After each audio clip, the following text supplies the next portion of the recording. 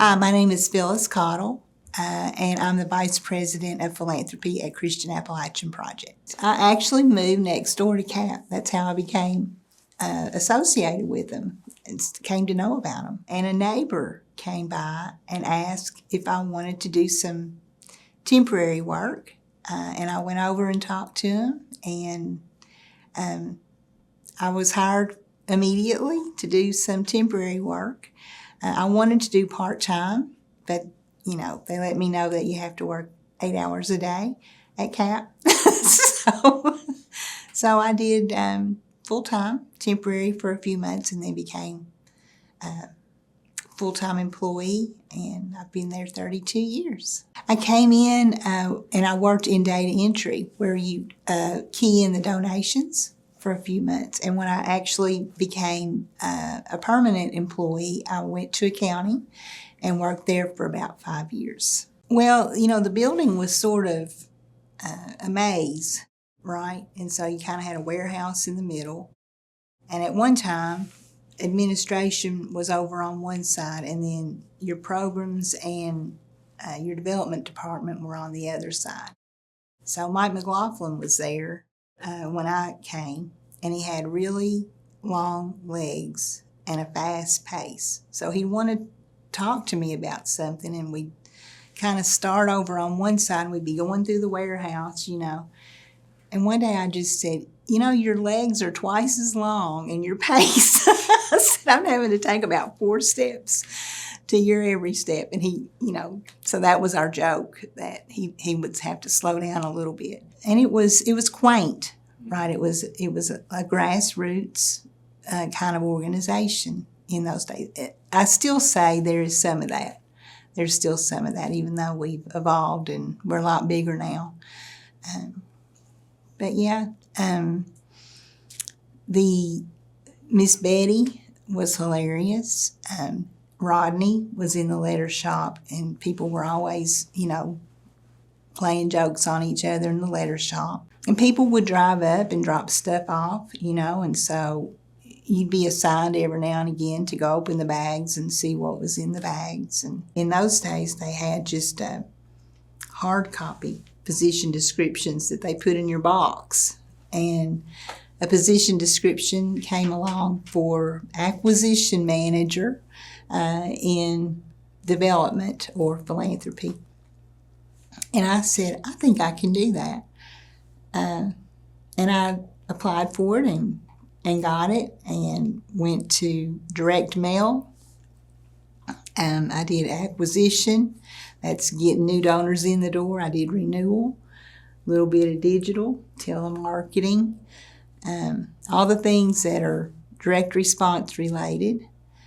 Then I went on the road for a few years and did major gifts. Came back as director of direct response, then AVP of everything, and then vice president, so of philanthropy. It's so inspirational to see the change, the transformation in people and in their lives. And whether that's through our holistic programs, where children and families, we start with them. Sometimes it's seniors. Whatever, we take people where they are, and we try to, they may come in an emergency, but we may see then other ways that we can help them get to a place where things are more stable, and they might think about, reaching out and going to school or doing something besides just those kind of like survival things that we do when we're hungry and we're cold. And I think that's a part of what CAP does, is it builds community. Our services, people come in, they know us year in and year out. They know us as partners with the community, a place to go of refuge, and a place to go for help if you need it, and also a place to go to say, well, what could be how can I dream? What can be my next step? And how can I get there? So just being in the community and staying with the people, knowing them, knowing their families, their situation, that's the difference, I think, in CAP. 99% of the people are on mission. They mean it, they're sincere, and that is really the culture that draws people here and keeps people here, is people are serious about the mission of CAP, of helping people in need. And that's what causes you to stay. That's what inspires you year in and year out. Just having that opportunity to serve and to see the difference and transformation. When I first started at CAP, I actually had just finished an associate's degree in accounting. And that's how I got into data entry and into accounting and did that work. As I grew in my career, I realized that I would have to have, education that sort of matched where I was in my career. So I went to EKU for a number of years, did those 16-week classes, drive over in person, I finally got my undergrad, and then I went to the University of Cumberland's online and got my graduate degree, MBA. And that really is a success story for CAP, because CAP does invest in their employees. So they would assist with your tuition, with your books, and the cost of your education. So that's been a nice perk.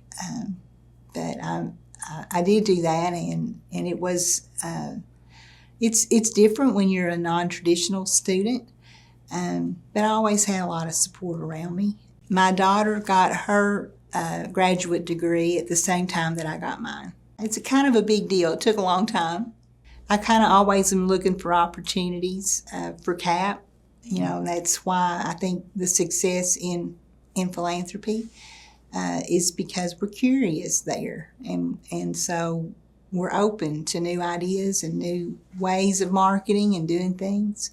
And so we've evolved and stay pretty current with the times.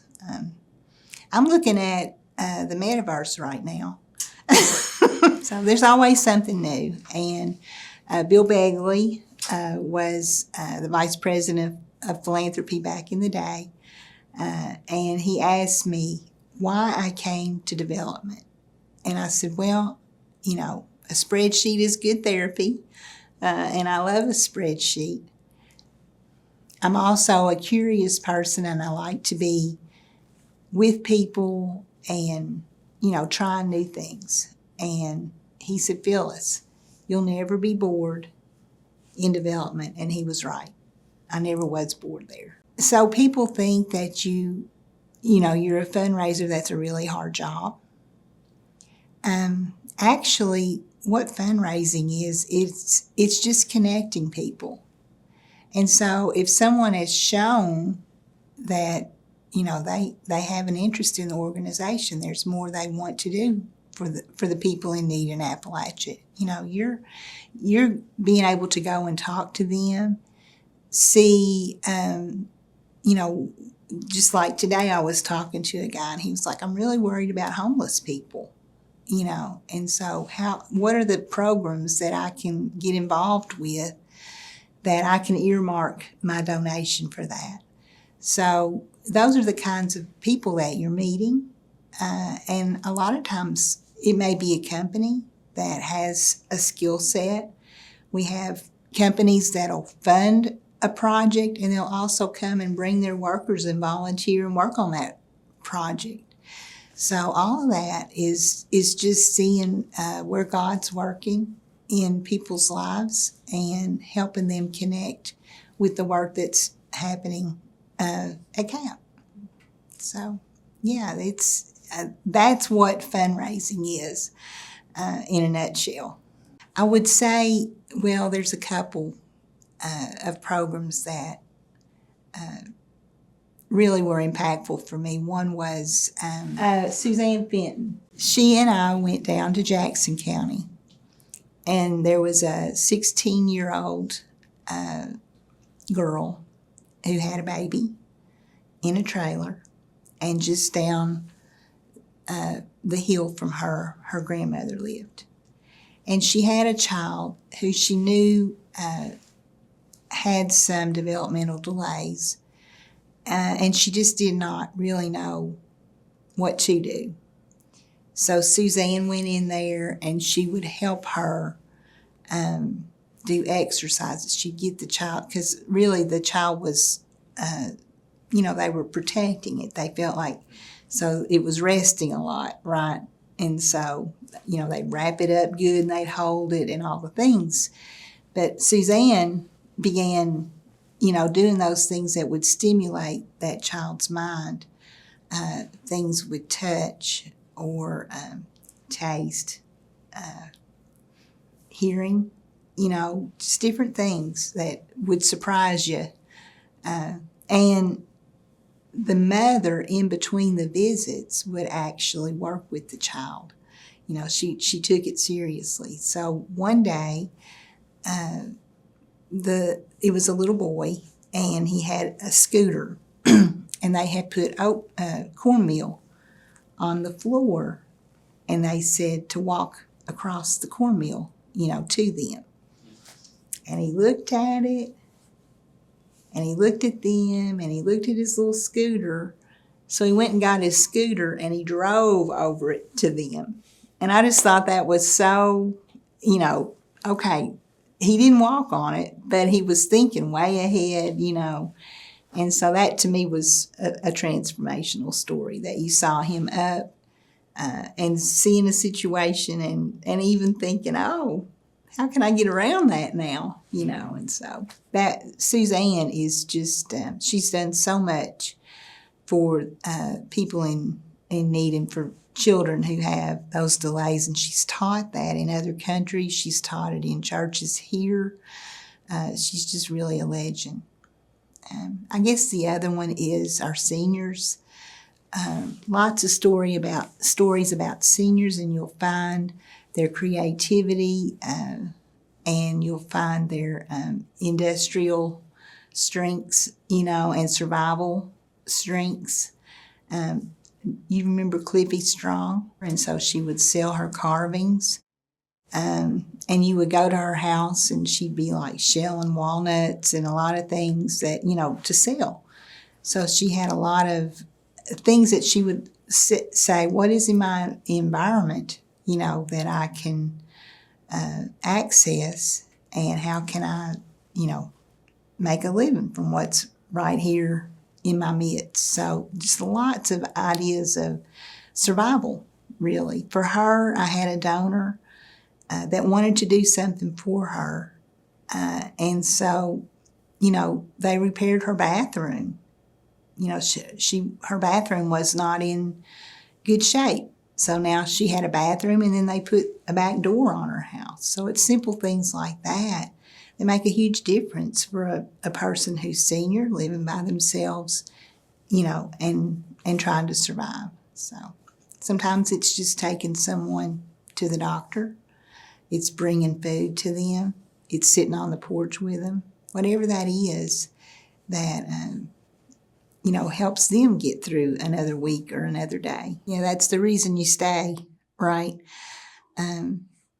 When you go and you see someone's house, there was one house in particular I can remember. The children they had 2 bedrooms, so there was a parent bedroom and a children's bedroom on this house. And then the grandmother was out in a shed. And actually, the outside of the shed, there were bees that were, nesting on the outside of that shed. So as she went in and out, there was all these bees to contend with. So they were able to put an addition on the house where the kids could have a room, and then Grandma could be in the house. And I just thought that's a really big deal. And, they were like, we can have our friends over. We can have our friends over to stay the night, So it's really each story, each person, each individual has their own story. And they're all unique. But you can see the impact. Wherever you go, you can see the impact of CAP. A few weeks ago at St. Albans, West Virginia, And what we did is we did a partnership with Toys for Tots and CAP. And so they provided toys, and we provided, food and cleaning supplies. And we did it was just a drive-through, and we handed out, toys for kids and food and cleaning supplies. That day, it started at 9. People lined up at 7:30. We were going to wrap up at 2, and at 2, we had 700 cars through that line in St. Albans, West Virginia. And at 2 o'clock, we had given out 4 tractor-trailer loads of supplies to the people in need. But the line never stopped. And even at 2 o'clock, there were people that they had to say, it's over, and really there's nothing more. We've given out everything that we have. So when you see that, and every one of them had a story. A gentleman came through there, and he wanted to talk about, he had stage 4 cancer. And he said, will you pray with me? There were people who drove up and said, I don't have enough gas to sit in the line. So I think we borrowed some shopping carts from the pet store there, and we would, if that was a situation, we could, bring it to them. So people walked in. There was a lady that walked in and said, I've got 4 kids. Someone was there with a truck, and they loaded her stuff up because she was going to try to, either set it aside and come back, and they loaded her stuff up and took her home. One lady, actually, she was in in the line. She had walked in, and she looked at the car line, and she said, oh, that's my cousin over there. So we loaded his car up with goods. But every one of them had a story. No matter how many days you get up and go in, there's always a story. There's always someone in need. There's always something that you need to be about doing. It's unbelievable in a way. I think whatever you do in life, if you stay in prayer and you stay connected to your source, things open up, and you can see how the path, has worked, and you can see the impact of what's happened. So, why would I move beside CAP? Why would I move there? So some of that has to be, whatever you call it, destiny, God, that just, for me, it is God that just every day opens those opportunities to serve. And if you go about life in that way, you have a lot of joy, and you meet a lot of good people, and you're just amazed to see, because there's a lot of different personalities at CAP, right? But you see how each one of them, was brought here, and their purpose for being here. And I couldn't put that together myself. Like, I just rely on God and He seems like He brings the right people at the right time to do what's needed. And so that's really how I do life, Just stay open to the Spirit and try to, walk through those doors that are opened. It's always amazing to see what's on the other side, and who's coming, and who you're going to meet, and what is their contribution to the mission of CAP.